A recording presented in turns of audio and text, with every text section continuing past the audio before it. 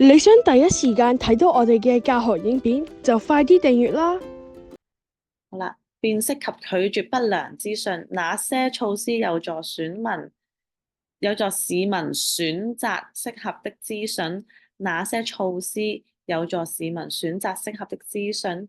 有啲咩措施咧會幫助到市民選擇適合嘅資訊嘅咧？例如 一啦，認識電影分級，或者第二，電視節目分類，第三，關心青少年，了解淫褻及不雅物品管制條例，呢三樣嘢係咩嚟嘅？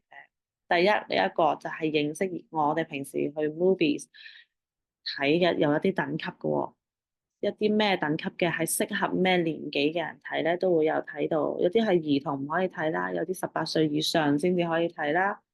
特別係3級咧，係18歲以上嘅人先至可以睇嘅。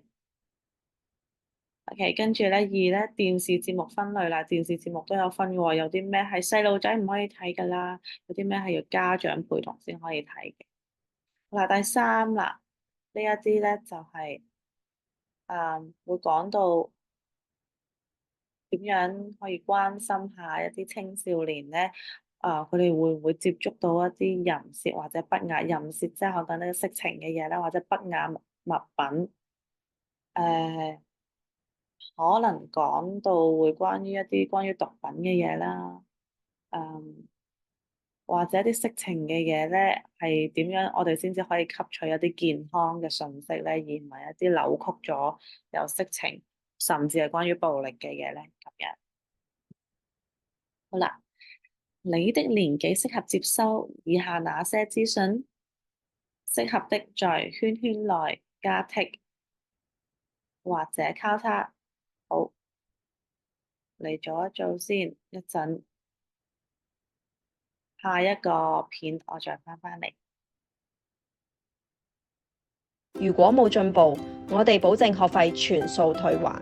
我哋嘅學生進步率高達97%。喺我哋嘅 KMS 教學系統，除咗幫學生鞏固課文基礎知識，更重要嘅係教授考試重點、技巧、方法同埋必考題目，令你極速進步，考試攞高分。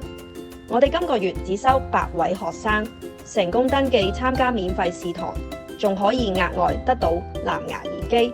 快啲按下邊個掣登記報名啦！上堂見。